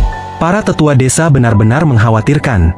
Dia pergi ke istana penindasan malapetaka sekali lagi dan masih tidak dapat menemukan kera iblis, yang membuatnya makin tidak sabar. Naga gendut, bangunlah. Kinmu mengemasi barang-barangnya dan memberi makan serangga dan ayam naga betina sekali lagi. Dia kemudian menghapus kata-kata yang tertulis di tubuh Raja Iblis Dutian dan memanggil naga kiling. Ayo kita temukan mereka di kedalaman reruntuhan besar. Raja Iblis Dutian meregangkan tubuhnya dan mencibir. Jika makhluk setengah dewa seperti tuli tidak bisa kembali setelah pergi ke reruntuhan besar, apa gunanya kau pergi? Kinmu menggelengkan kepalanya. Meskipun kekuatanku tidak tinggi, aku punya pembantu. Raja Iblis, kamu dari suku Iblis Surgawi, benar kan? Raja Iblis Dutian berkata dengan bangga, jadi kau ingin meminjam kekuatanku. Jika kau memperlakukanku dengan baik, bukan tidak mungkin aku bisa membantumu. Namun, kau memukulku tanpa alasan dan membuatku kesal. Tolonglah aku, baru aku bisa membantumu. Oke teman-teman, terima kasih telah menyimak novel Donghuanya ya. Dan jangan lupa like, subscribe dan share ya. Dan sehat selalu untuk kalian. Sampai jumpa di episode selanjutnya.